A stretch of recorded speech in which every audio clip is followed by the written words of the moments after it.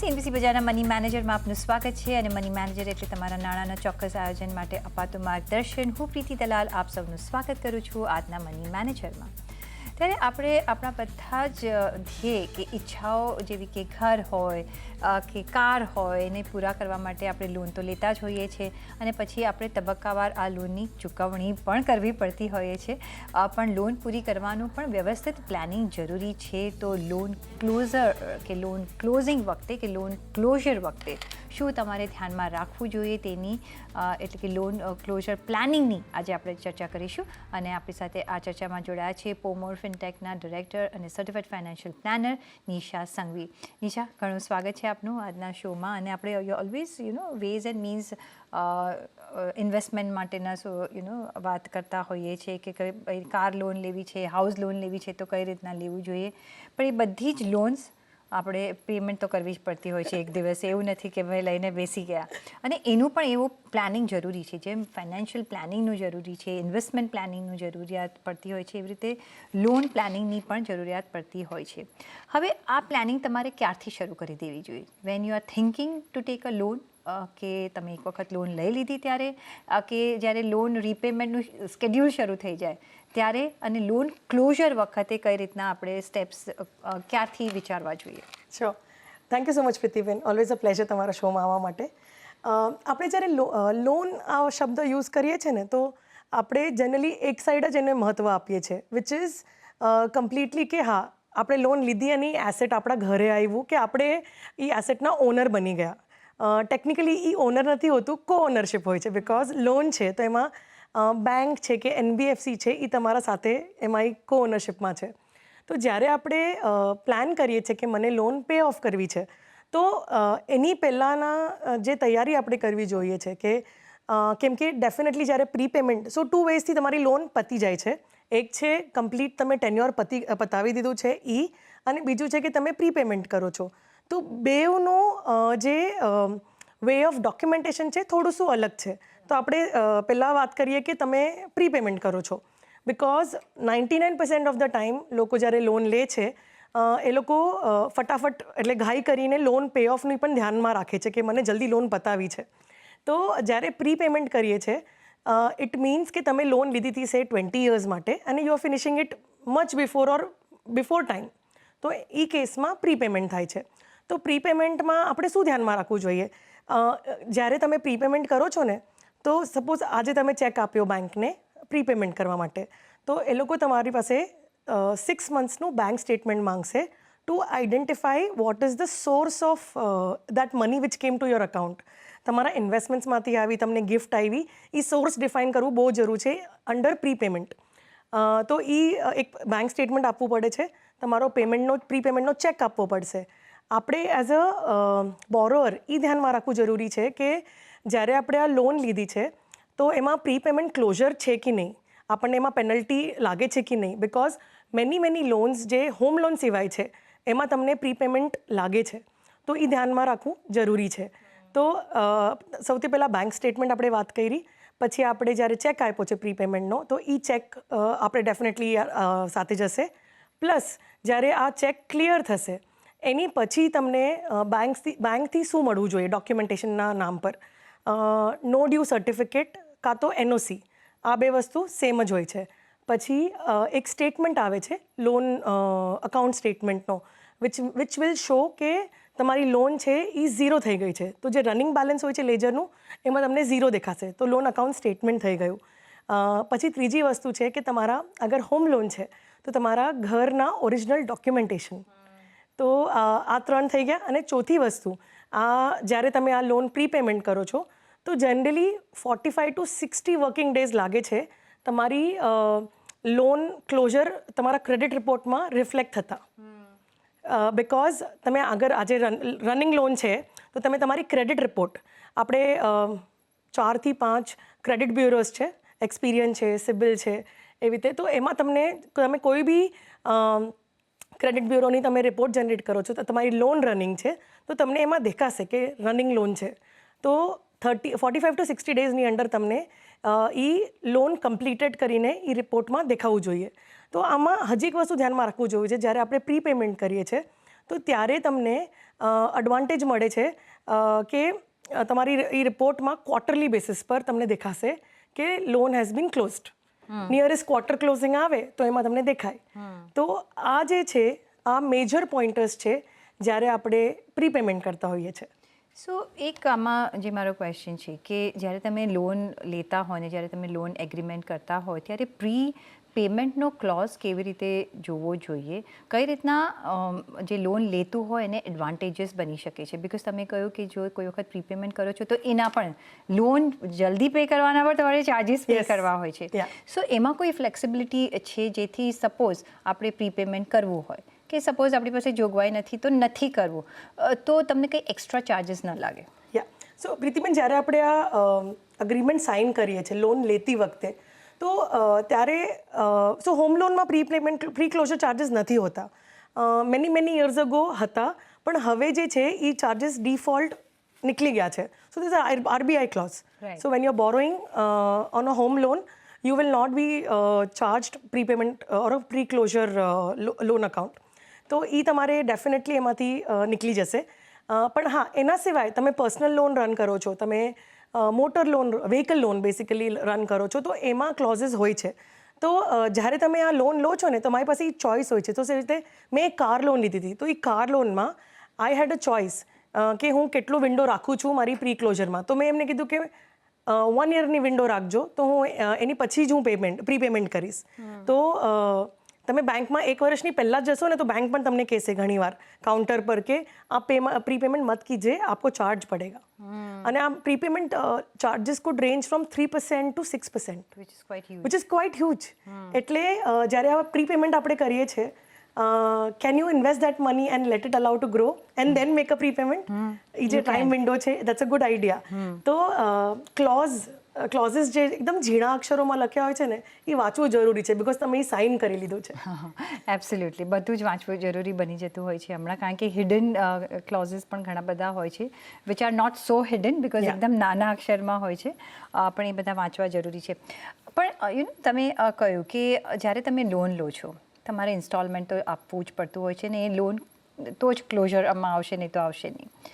અને તમે side by side જો તમે જે કહ્યું કે તમે જો ઇન્વેસ્ટમેન્ટ પ્રોપર કર્યું હોય તો તમારા એ ઇન્વેસ્ટમેન્ટના ઇન્ટરેસ્ટમાંથી પણ તમારે લોન પ્રીપેમેન્ટ થઈ જતું હોય છે, જેથી તમારી જે કેપિટલ છે એ બગડતું નથી અને સાથે તમે ન્યૂ ઇન્વેસ્ટમેન્ટ્સ ચાલુ જ રાખી શકો છો.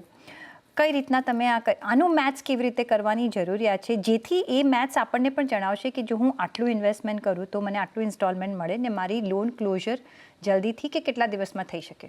ઓકે પ્રીતિબેન, આ બહુ ઇમ્પોર્ટન્ટ સવાલ છે. આપણે જ્યારે ક્લાયન્ટ સાથે ઇન્ટરેક્ટ કરીએ છીએ ને તો ક્લાયન્ટ્સને આપણે કહીએ ને કે તમે 1 લાખ રૂપિયા ઇન્વેસ્ટ કરો, તો ક્લાયન્ટને એમ લાગે કે 1 લાખ રૂપિયા બહુ વધારે હોય છે. પણ જેવું એ ક્લાયન્ટ હોમ લોન લેવા જાય છે ને 1 લાખની EMI આવે ને, એ રેડી હોય છે ભરવા માટે વિધાઉટ એની નિગોસિએશન્સ કે હા એ 1 લાખ EMI આएगा, okay done. Because again real estate touch and feel છે, ફાઇનાન્શિયલ એસેટ્સ નથી. તો જ્યારે પણ આપણે આ કોન્વર્ઝેશન કરીએ છીએ ક્લાયન્ટ સાથે, અમે કેવી રીતે એને પોર્ટ્રે કરીએ છીએ કે સપોઝ તમે ડિસાઇડ કર્યું કે મને 20 યર્સની લોન લેવી છે and EMI will be 1 lakh rupees.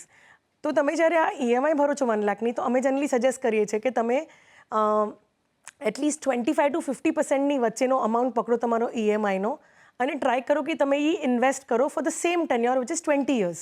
તો એનો શું એડવાન્ટેજ થશે કે by the time you are trying to complete the tenure of 20 years, સામે તમે જેટલા ઇન્વેસ્ટ કર્યા હતા એના એટલાનું કોર્પસ તમારું સામે બની જશે 20 yearsમાં. ધારો કે તમે મને કહો કે ના મારે કદાચ 10 વર્ષમાં જ લોન પતાવી છે, તો આ તમે જે ઇન્વેસ્ટમેન્ટ ચાલુ કર્યું છે EMI સાથે, તો સાથે તમે આ કોર્પસ વધારી રહ્યા છો, તો you can actually withdraw that money and prepayment the loan. Absolutely. એટલે આ બધા વિકલ્પ પણ જાણવા જરૂરી છે. પણ જ્યારે આપણે જે લોન ક્લોઝરની વાત કરી રહ્યા છે ત્યારે ઓફકોર્સ એવરીબડી વુડ વોન્ટ કે, અને એસ્પેશિયલી જ્યારે અમે આ લોનની વાત કરીએ છીએ ત્યારે અસેટ ક્રિએટ કરવા માટેની વાત કરી રહ્યા છીએ. કોઈ પણ લોન નથી લેવાની, એ એક વર્ડ ઓફ એ પુટ કરવું આપણે જરૂરી છે.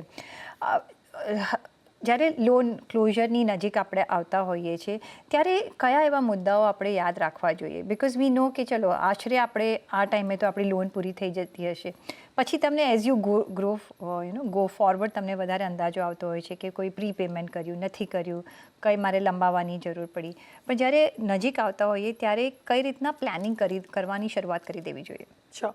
સો અગેન આમાં EMI વર્સિસ ઇન્વેસ્ટમેન્ટની વાત કરી, EMI વર્સિસ SIP. ઓકે, તો જ્યારે આપણે આ EMIની વાત કરીએ છીએ ને પ્રીતિબેન, વેન વી ઇન્ક્રીઝ, તમે સપોઝ પ્લાન કરો કે મને આ લોન પે ઓફ કરવી છે, પ્રીપેમેન્ટ કરવું છે કે ક્લોઝર કરવું છે, તો ઇન દેટ સિનારિયો આપણે જનરલી કહીએ છીએ કે તમારી જે EMI છે એ 30%થી વધારે નથી તમારા ઇન્કમની, તો ડેફિનેટલી એનાથી ઓછી છે તો તમે એને ચૂઝ કરી શકો છો એને ક્લોઝ કરવા માટે, નંબર 1. નંબર 2, હજી એક એસ્પેક્ટ તમે એમાં કન્સિડર કરી શકો છો કે જ્યારે તમે આ પ્રીપેમેન્ટ કરવાનો પ્લાન કરો છો તો જ્યારે તમારી EMI હિટ થઈ જાય, સપોઝ તમારી EMI ડેટ 5th છે, એના પછી તમે તરત જઈને નેક્સ્ટ 10 ડેઝમાં જઈને તમે તરત જ તમારા પેપરવર્ક સબમિટ કરો ફોર ક્લોઝર, સો દેટ તમારું મહિનાનું તો એ લોકોએ તમારી પાસેથી વ્યાજ પ્લસ EMI પ્રિન્સિપલ જે છે EMIમાં લઈ લીધું છે, તો નેક્સ્ટ મંથની EMI હિટ થવાની પહેલાં તમારે ઇમિડિયેટલી પેપરવર્ક સબમિટ કરવું જોઈએ, સો દેટ તમારે એડિશનલ અમાઉન્ટ નો પે કરવી પડે. મિડલ ઓફ ધ મંથમાં આપણે પ્રીપેમેન્ટ કરવું હોય તો તમને આખા મહિનાનું એ જ ઇન્ટરેસ્ટ લાગે? હા, so this is a very tricky space, કેમ કે 99% people don't even look at it. I want to close the loan, tell me how much to pay, ये मैंने चेक दे दिया અને આની પછી તમે મને કહો શું કરવાનું છે, તો people don't look at it. તો જ્યારે તમે કેલ્ક્યુલેશન જોશો ને Pritiben, 99% of the banks, okay, આ આરોપ નથી પણ આ એક ફીડબેક છે કે બેંક્સ છે અને ઇવન એઝ અ બોરોવર લોકો ધ્યાનમાં પણ નથી રાખતા કે અગર મેં 15 તારીખે લોન સેટલ કરી નાખી છે તો મારી પાસે એ લોકોએ 15 દિવસનું વ્યાજ પણ લીધું છે, તો એ મારે ક્લેમ કરવું જોઈએ. Nobody goes and claim because it's very emotional. આપણે એ પ્રોપર્ટીને ઓન કરી લીધું છે, નંબર 1. નંબર 2, આપણે ડેટ ફ્રી થઈ ગયા છે, રાઈટ? સો એ જે ફિલિંગ છે ને એ મચ મોર હાયર છે then looking at a 15-day interest. Right. તો આ બે વસ્તુ ધ્યાનમાં રાખવી જરૂરી છે કે તમે જે પૈસા ભર્યા છે, તમે જે ટાઈમ પર ભરો છો, તો થોડું શું કેલ્ક્યુલેશન બેંક પાસેથી તમે જ્યારે સ્ટેટમેન્ટ લો છો તો એ પૂછવું જરૂરી છે. અને આપણે એક્સપિરિયન્સ કર્યું છે ક્લાયન્ટ્સ માટે કે સપોઝ ક્લાયન્ટે EMI ફર્સ્ટ હતી, એને બાય 5th એને ડોક્યુમેન્ટ્સ આપી દીધા, તો we went back and asked કે તમે અમારી પાસે વ્યાજ જે લીધું છે એડિશનલી પાછું આપો, તો bank had to refund it. એ અલગથી રિફંડ આવ્યું છે. તો તમે બોલે એના બોર વેચાય, અને જે ધ્યાન રાખે એને આ ફાયદો થઈ શકે છે. પણ આ એક પોઈન્ટ છે જે ધ્યાન રાખવું જરૂરી છે. હવે સપોઝ આપણી લોન પ્રીપેમેન્ટ થઈ ગઈ કે આખી લોન પતી ગઈ, કઈ રીતના, જે તમે ઓફકોર્સ પહેલાં તમે અર્લિયર મેન્શન કર્યું, બેંક પાસેથી આપણે શું લઈ જવાનું ડોક્યુમેન્ટ્સ ત્યારે, અને બેંક પાસેથી કયા ડોક્યુમેન્ટ્સ માંગવાના, અને એ જ ડોક્યુમેન્ટ્સ જે આપણે રહેતા હોય કે જે આપણી પ્રોપર્ટી હોય કે જે સપોઝ હોમ લોનની હોય તો મે બી આપણી બિલ્ડિંગ સોસાયટીમાં પણ આપણે સબમિટ કરવાના હોતા હોય છે, એનો એક ચેકલિસ્ટ બંનેનું આપી દો. ડન. સો આપણે ક્યારે પણ લોન ક્લોઝ કરીએ છીએ તો જે રીતે આપણે પહેલાં પણ કવર કર્યું છે કે તમારે loan account statement which will show 0, then you need a no due certificate or NOC from the bank. Then પછી તમને તમારું જે નો ડ્યુ સર્ટિફિકેટ આવે છે ને એમાં જ તમને સરસાઈ ચાર્જીસ કરીને આવે, સરસાઈ ચાર્જીસ ડન કરીને આવે છે. સરસાઈ બેસિકલી એક સેન્ટ્રલ ઓથોરિટી છે જ્યાં આપણે કશેથી પણ લોન લીધી હોય છે, ફાઇનાન્શિયલ લોન લીધેલી હોય છે, એ ત્યાં રિફ્લેક્ટ થાય છે. તો એ ડેટામાં પણ ત્યાં ક્લોઝર આવવું જોઈએ. સો સરસાઈ લોન ક્લોઝ કરીને તમને ત્યાં દેખાવું જોઈએ તમારા સ્ટેટમેન્ટમાં. તો એ પણ એક પોઈન્ટ ધ્યાનમાં રાખવું જરૂર છે. આ ત્રણેય વસ્તુ લઈને તમે તમારી સોસાયટીમાં સબમિટ કરવું જોઈએ કે લોન ઇઝ કમ્પ્લીટેડ અને હવે આ પ્રોપર્ટી મારા નામની જ છે, so that even society is informed. અને તમારી શેર સર્ટિફિકેટ પણ તમારી અગર બેંક પાસે જે હતી તમારી પાસે આવી કે તમે સોસાયટીમાંથી તમે એની કોપી આપી શકો છો કે ઇટ ઇઝ બીન રિસીવ્ડ, અને એ તમારી ઓનરશિપની તમારી પાસે પ્રૂફ રહેશે. એબ્સોલ્યુટલી. અને સાથે વ્હીકલ લોન માટે શું ધ્યાનમાં રાખવું જોઈએ? બિકોઝ એ પણ જ્યારે આપણે પેમેન્ટ કરીએ છીએ ત્યારે શું ધ્યાનમાં રાખવું જોઈએ, કયા પેપર્સ પર ધ્યાન રાખવું જોઈએ? આ સૌથી ઇમ્પોર્ટન્ટ પોઈન્ટ છે પ્રીતિબેન. ઘણીવાર આપણે રશમાં હોઈએ છીએ કે લોન પે કરી દઈએ. તમે લોન પે કરી દીધી, પણ જ્યારે વ્હીકલ લોનનો વાત કરીએ છીએ તો તમે અગર ચેક કરશો તમારી RC રજિસ્ટ્રેશન સર્ટિફિકેટ જે આવે છે, મહારાષ્ટ્રમાં કાર્ડ હોય છે, તો એમાં તમે ચેક કરી શકો છો કે વ્હીકલ હાઇપોથિકેટેડ, તો તમે વ્હીકલ લોન પતાવી દીધી છે તો રિમૂવલ ઓફ હાઇપોથિકેશનનું એક ડોક્યુમેન્ટ આવે છે બેંક તરફથી, along with the no due certificate, તમારી અકાઉન્ટ સ્ટેટમેન્ટ, એના સાથે તમારે હાઇપોથિકેશન રિમૂવલનો ડોક્યુમેન્ટ મળવો જોઈએ. એ રિમૂવલનો ડોક્યુમેન્ટ તમારે જઈને આરટીઓમાં આપવું પડે છે તમારા આરસીમાંથી નીકળવા માટે. જેવું આરસીથી નીકળી જાય છે હાઇપોથિકેશન, એ પછી તમારે તમારા ઇન્સ્યોરન્સમાં પણ કરવું જરૂરી છે. કેમ કે એક્ઝામ્પલ તમે આરસીમાં કરી લીધું પણ ઇન્સ્યોરન્સમાં ન કર્યું તો ઘણીવાર ક્લેમ વખતે તમને પ્રોબ્લેમ આવી શકે છે. તો આ આખી એક સિરીઝ છે. જ્યારે તમે ઇવન વ્હીકલ લોન પતાવો છો ત્યારે તો જરૂરી છે કે hypothecation has to be removed. Because તમે જ્યારે અગર તમે વ્હીકલ વેચવા પણ જશો ને અને એમાં તમારી લોન નહીં હોય પણ જે બાયર છે એને દેખાશે કે આરસી અને ઇન્સ્યોરન્સ પર હાઇપોથિકેશન છે તો એ car process of sale will not get complete. એટલે એ કરવું ઘણું જરૂરી છે કારણ કે જ્યારે તમે સપોઝ જ્યારે પણ ફ્યુચરમાં એ કાર સેલ કરો છો કે એવી જરૂરિયાત પડે છે ત્યારે તમને પ્રોબ્લેમ થઈ શકે છે. Last but not the least, હવે આપણે હવે જે બધી લોન્સ છે મોંઘી થતી જાય છે આપણે જાણીએ છીએ, પણ અમુક લોન્સ લેવી આપણે જરૂરી પડતી જ હોય છે. અને જ્યારે એક વખત આ ક્લોઝર આપણે કરી દઈએ છીએ પણ એવું નથી કે લાઈફમાં બીજી વખત લોનની જરૂરિયાત નહીં પડે, અને ત્યારે ક્રેડિટ સ્કોર ઘણો બધો તમને મેટર કરશે. અને તમે કહ્યું કે એક વખત આપણે પેમેન્ટ કરી દઈએ પછી 30 થી 45 દિવસમાં આપણો ક્રેડિટ સ્કોર પાછો પ્રોપર થઈ જતો હોય છે. જો તમે એમાં ડિસિપ્લિન રાખો છો તો તમારા ક્રેડિટ સ્કોર પર કઈ રીતના અફેક્ટ પડે છે વિઝિબલ્સ, શું જો બરાબર કર્યું હોય તો સ્કોર જો વધારે હોય તો તમને વધારે લોન મળી શકે છે ફ્યુચરમાં? ઓકે, બહુ ઓછા લોકો, યસ એબ્સોલ્યુટલી, આ બહુ ઇમ્પોર્ટન્ટ એસ્પેક્ટ છે લોનનો. જ્યારે પણ આપણે લાયબિલિટીઝ કે ક્રેડિટની વાત કરીએ છીએ, credit score equally plays an important role. તો જ્યારે પણ આપણે ક્રેડિટ સ્કોરની વાતમાં આવીએ છીએ, સો સપોઝ તમે આ loan for whatever reason બેંકે તમારું લોન ક્લોઝર નથી કર્યું તો ક્રેડિટ સ્કોરમાં રિપોર્ટ નથી થયું, એટલે સરસાઈમાં રિપોર્ટ નથી થયું, it means it is standing open somewhere. તો તમે લાયબિલિટી સાથે ઓપન છો, તો જ્યારે તમે સેકન્ડ લોન અપ્લાય કરશો તો દેખાશે કે આપકા એક આઉટસ્ટેન્ડિંગ લોન ઓલરેડી હે, તો તમારી એલિજિબિલિટી એમાં ઓછી થઈ જાય છે. નંબર 1. નંબર 2, જ્યારે પણ આપણે લોન અપ્લાય કરીએ છીએ, આ ડોક્યુમેન્ટ ક્રેડિટ બ્યુરોનો કોઈ બી એક બ્યુરોનો એ લોકો રિપોર્ટ જનરેટ કરીને ચેક કરીએ છીએ કે તમારી ક્રેડિટ સ્કોર શું છે. પ્રીતિબેન, તમને એસ્ટોનિશમેન્ટ થશે, ક્રેડિટ સ્કોર તમારો જેટલો હાયર હોય છે ને એટલો તમને ઇન્ટરેસ્ટ રેટ ઓછો લાગે છે. So if you want a cheaper loan you have to maintain your credit score well. તો આ એક અનધર એસ્પેક્ટ છે કે તમે જ્યારે ફ્યુચરમાં સેકન્ડ લોન લેવા જાઓ છો, સો તમે અગર ઈએમઆઈ ટાઈમ પર પે કરી છે તો તમને તમારી લોન તમને જે નેક્સ્ટ ટાઈમ તમને મળશે એ સસ્તી મળશે. તો તમારે એ પણ ધ્યાનમાં રાખવું જરૂરી છે. તો credit score equally is important as equivalent as તમારા original documents of your home loan or the RC certificate without a hypothecation. પહેલો જે સવાલ આવી રહ્યો છે સચિન પટેલનો. એ પૂછી રહ્યા છે કે બજેટમાં આવેલા ટેક્સના બદલાવ બાદ હવે નવો ટેક્સ રિજીમ લેવો જોઈએ કે જૂનો? સચિનભાઈ, આ ખાલી તમારો નહીં સવાલ હોય, ઘણા બધાનો સવાલ હશે, કારણ કે એનો પૈસા અર્ન કરવા ગમે છે, ટેક્સ પે કરવો અને કઈ રીતના આપણે બચાવી શકીએ બધાનો એમ હોતો હોય છે, પણ કયો રિજીમ હવે આપણે ચૂઝ કરવો જોઈએ? સો પ્રીતિબેન, અગર ઇન્કમ 15 લાખ્સના રેન્જમાં છે અને હાઉસિંગ લોન નથી, ઓકે, તો ન્યૂ રિજાઇમ થોડી બેનિફિશિયલ થશે. કેમ કે જે પ્રોવિઝન્સ આ વખતે આપ્યા છે આપણા ફિનાન્સ મિનિસ્ટરે, તો એમના હિસાબે તમારા હાથમાં ઇન્વેસ્ટેબલ સરપ્લસ 17,500 રૂપીઝ વધારે આવશે compare to the previous year. તો એ ધ્યાનમાં રાખવું જરૂરી છે કે before you file your returns, check બે રિજાઇમમાં તમારી માટે કયું ઇઝી છે અને કયું સિમ્પલ છે જેમાં તમને વધારે બેનિફિશિયલ થાય છે. પણ સ્ટેન્ડર્ડ અગર અઝમ્પશનના બેઝ પર ચાલીએ તો ન્યૂ રિજાઇમ ઇઝ બેટર.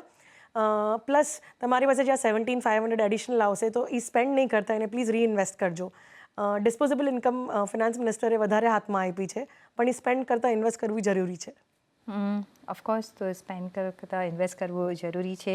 અને એક વખત જો સપોઝ આજે એમની 15 લાખ છે પણ કાલે વધારે થશે અને ઓફકોર્સ ટેક્સ રિજીમમાં પણ આપણે ફેરફાર આવતા જોઈશું, કારણ કે એવરી યર ન્યૂ ટેક્સ રિજીમમાં આપણે ફેરફાર જોઈ રહ્યા છે, બિકોઝ ઇવેન્ચ્યુઅલી આપણે બધા જ એ જ રિજીમમાં હોઈશું.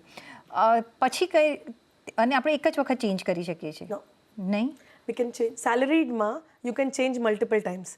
તમે જ્યારે એપ્રિલ ફર્સ્ટ વીકમાં જ્યારે ડિક્લેરેશન આપ્યું છે તો તમારે ડિફોલ્ટ તો ન્યૂ છે, તમે ચૂઝ કરતાં ભૂલી ગયા ઓલ્ડ, તો બી તમે રિટર્ન ફાઇલ કરતી વખતે ઓલ્ડમાં તમે રિટર્ન ફાઇલ કરી શકો છો બિકોઝ સેલેરીડ છે પણ તમે every year U can't B Yes, you changing can. You can Yes. Okay તો સેલરીડ માટે Yes. તમે ચેન્જ કરી Yeah. શકો છો તો આ એક વસ્તુ તમે ધ્યાનમાં રાખી શકો છો નેક્સ્ટ સવાલ જે છે આવી રહ્યો છે નિશા પારેખનો એ કહી રહ્યા છે કે એમના માસી છે 45 વર્ષના છે જે હાલ વિડો થયા છે અને એમની દીકરી કોલેજના બીજા વર્ષમાં છે હવે બીજી કોઈ તેમની આવક છે નહીં 50 લાખની રકમ પતિની એક્સિડન્ટ પોલિસીથી એમને મળી છે અને એનું રોકાણ કરવું છે તો કઈ રીતના કરવું જોઈએ જેથી એમના મંથલી ખર્ચ નીકળી શકે હવે એક બીજું એમને ઓફકોર્સ એક લખ્યું છે કે એલિમની કઈ રીતના મળી શકે આઈ ડોન્ટ થિંક સો કે શી મેન્ટ એલિમની કારણ કે ઇન્સ્યોરન્સથી છે એટલે મે બી એ વર્ડ કોઈ ડિફરન્ટ હોઈ શકે પણ મેઇન એમનો ક્વેશ્ચન છે કે કઈ રીતના નિવેશ કરી શકે અને મંથલી એમના ખર્ચા કાઢી શકે શ્યોર સો પ્રીતિબેન આમાં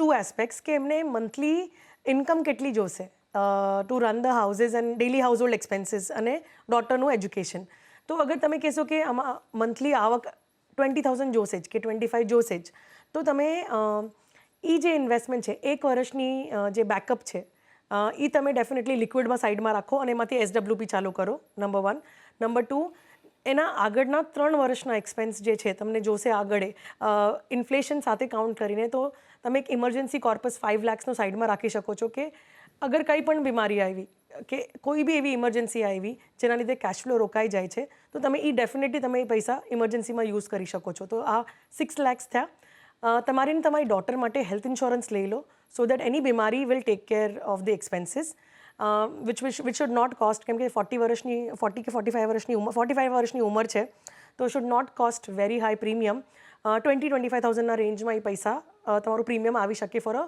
10 to 15 lakhs ઓફ પોલિસી બાકીના પૈસા જે છે તમે combination of hybrid plus large and mid કેપમાં તમે નાખો એની એડવાન્ટેજ કે આ પૈસા તમે ગ્રેજ્યુઅલી ગ્રો થવા દેશો તો within 3 to 5 years you will be able to start an SWP એમાંથી અને એ તમારી પેન્શન તરીકે એ કામ કરશે કેમ તમારે હાઇબ્રિડ મ્યુચ્યુઅલ ફંડમાં નાખવાનું કેમ કે કોમ્બિનેશન ઓફ એક્વિટી અને ડેટ થશે that is basically government securities public bonds and all તો જેમાં જે તમારે ડાઉન સાઇડની થોડી પ્રોટેક્શન પણ મળશે અને એના પછી તમે એમાંથી જે પેન્શન સ્ટાર્ટ કરો છો તો તમને ટેક્સ એફિશિયન્સી મળશે ફિક્સ ડિપોઝિટ તમે ડેફિનેટલી બેંકમાં થોડી રાખી શકો છો અગર તમને કમ્ફર્ટ હોય એટલી અને બાકીની પૈસા ડેફિનેટલી ઇન્વેસ્ટ થવા માટે એ પૈસા ગ્રો થવા દો જોઈએ કેમ કે તમારી મૂડી તો 50 લાખની જ છે એબ્સોલ્યુટલી તો હમણાં તો તમારી મૂડી 50 લાખની છે ને એમાંથી તમારે આગળ કામકાજ કરવાનું છે તો એવી રીતે કરો કે થોડું ઇન્વેસ્ટમેન્ટ બી તમારું રહે જે ગ્રો થાય ને એના ઇન્ટરેસ્ટમાંથી તમે તમારા ખર્ચા ચલાવી શકો એટલે તમારું કેપિટલ ટચ કરવાની તમને જરૂરિયાત ના પડે ને સાથે સાથે ઓફકોર્સ પહેલાં તમારી જાતને સિક્યોર પણ કરવી જરૂરી છે ઇન્સ્યોરન્સ મેડિકલ કવર એ બધું લઈ લેવું ઘણું જ જરૂરી છે ઇમરજન્સી ફંડ તો તમારે થોડું રાખવાનું જ છે પણ ઓન દેટ નોટ નિશા ઘણો આભાર તમારો અમારી સાથે જોડાવા બદલ અને સાથે જ પર્સનલ ફાઇનાન્સના તમારા સવાલ અમને મોકલો તમારું નામ શેર ઉંમર સાથે ઈમેલ કરો અમને money@nw18.com પર ફેસબુક પર લખો અમને facebook.com/cnbc બજાર પર અને ટ્વીટ પણ કરી શકો છો twitter.com/cnbc બજાર પર